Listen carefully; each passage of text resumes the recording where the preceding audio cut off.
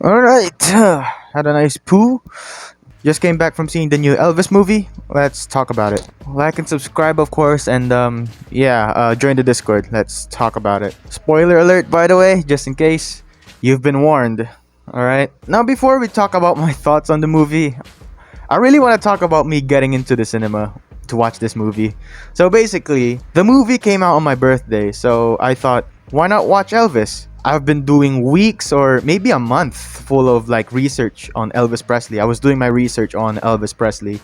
I wanted to see how this biopic was actually like how accurate was this like biopic. And through this research, I've slowly become a fan of Elvis.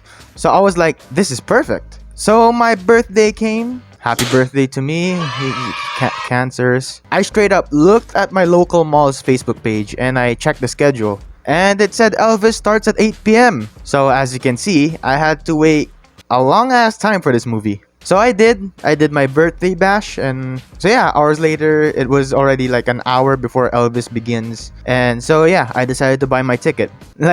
And when I went to the counter, I just felt, goddamn, I feel so bad. So this is how it went. Hello, is the Elvis movie still available? Yes, sir. Oh, nice. Can I buy a ticket, please? Yes, but unfortunately, you're gonna have to watch on your own. Wait, what? And she literally shows me like the seat choices, like the seat map, right? And goddamn, it's empty. Like, no one wanted to see this movie in my country. I was shook. And they said that this movie was gonna be a one-time thing, like a one-time screening. Because the next day, they're gonna remove the movie from the cinema. Because no one literally wanted to see this movie. And I'm not gonna lie, I feel so bad. Especially when Elvis said, like, he had like a quote or something. He said like I'm turning 40 soon. I feel like everyone's gonna forget about me. I'm gonna be 40 soon. And nobody's gonna remember me. And knowing that, and no one saw this movie here in my province, it's low-key sad. And eventually, two people came in, a grandma and maybe her granddaughter or something, I don't know. And yeah, I bought my food, brought my sister with me, and My God, ang daming tao. we watched Elvis. And I'm not gonna lie, it's really good. I gotta be honest, it's really good. As for everybody in their roles, they did really well. Austin Butler as Elvis stuck out to me the most. He was phenomenal in this movie. You could really see the effort he put into this role. He learned every single mannerism, the voice, the moves. Austin learned everything about Elvis. And the effort shows here in the movie. Austin did a really good job. And I never understood the backlash that Austin Butler is still quote-unquote trying to be Elvis, making his voice deep in his interviews. Which in my opinion is horse poo. I mean, again, the dude literally went through 2 years of looking into everything about Elvis. His voice is obviously gonna change. And to be honest, that just shows how much effort he put into making his voice sound like Elvis. Even his acting was great. Austin Butler was a huge W in this movie. Tom Hanks was okay. I know I'm saying this to someone like Tom Hanks, but I'm gonna have to be real and say he was okay. Tom Hanks really fit the evil persona of Colonel Tom Parker. I mean, looking at him, hearing him too sometimes would make you hate Colonel Tom Parker. How do you say it? Colonel Tom Parker. I say Colonel, but that sounds like a popcorn. Colonel Tom Parker. Okay. So I think Tom Hanks did a good job on convincing the audience. But the big issue is the accents. There are certain points in the movie where he sounds like a tryhard. What? We are the same, you and I. We are two odd, lonely children reaching for eternity. Again, I know saying this about Tom Hanks isn't something I want to say, but I just gotta be real. So yeah, Tom Hanks was great as the antagonist, Tom Parker, but the accents were absolute cancer. Baz Luhrmann really did a good job with his way of telling the Elvis Presley story. I was very invested throughout the movie. The editing too and the transitions looked so cool. They're eye-catching, shocking, but unsettling sometimes, and it kinda makes you dizzy. All I can say is, like, don't watch the intro of this movie high. Like, don't be high while watching this movie. Because the transitions in certain scenes are such an acid trip. The question is, are drugs really that bad? Well, there's only one way to find out.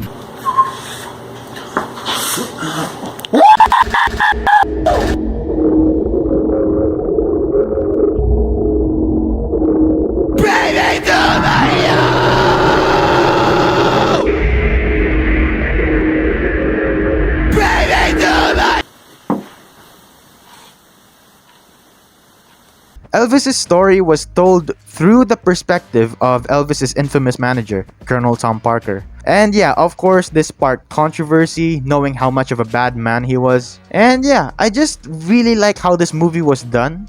I was invested from start to finish. From the drama, the performances. The sets too were so well done and are so identical to the real life look.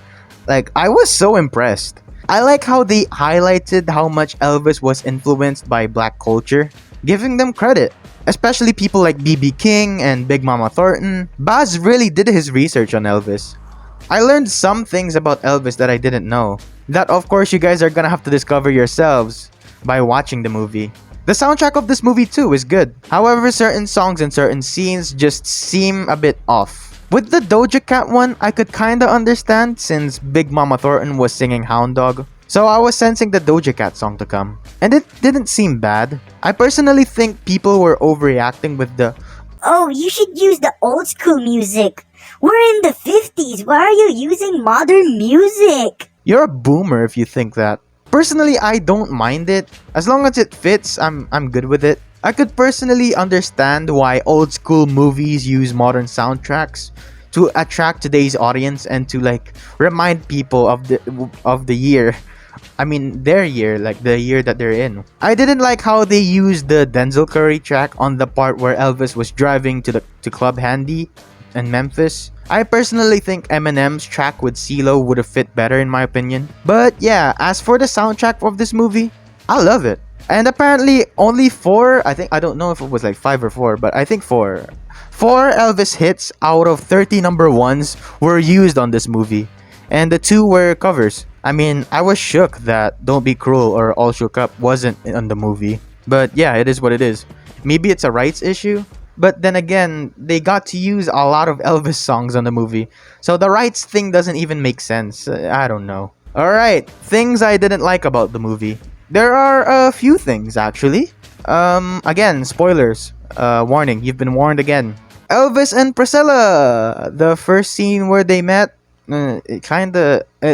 one word to describe this. Awkward. Very awkward. With context. With context, this scene just looks very awkward. I did my research before watching this movie. And yeah, with context, it's pretty awkward. So to explain the context, the scene that I'm talking about is pretty much their first meeting. They both of course met before Elvis was drafted to the army. But yeah, Elvis met Priscilla. And yeah, Priscilla was only 14. And Elvis was 24. 24. So yeah, with the context in mind, seeing this, they got a kissing scene as well. Never met anyone like you. I hope not.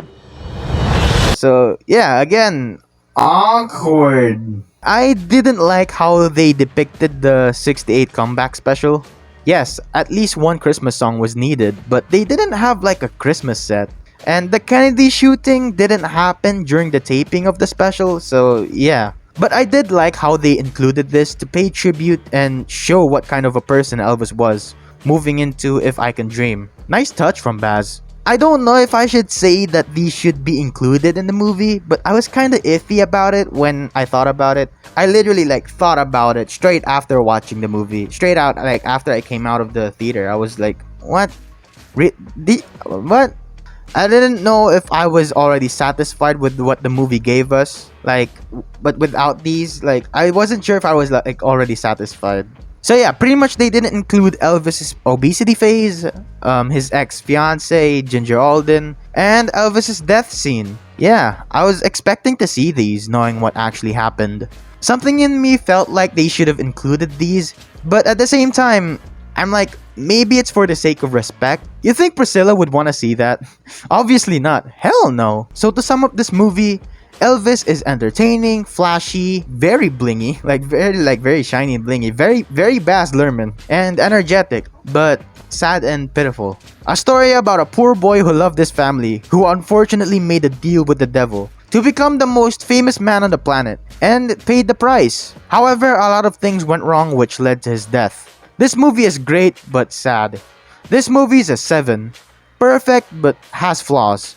Better than Bohemian Rhapsody. Don't at me, alright? It's better. Come on, don't at me, guys. Okay, guys, we're gonna do the 3 a.m. Among Us challenge tonight. We're gonna do the 3 a.m. Among Us challenge. But first, you guys need to take a look at the camera. At the timer. The timer says 3 o'clock. So, guys, come on. We have to go salute them because they're like. Come here, guys.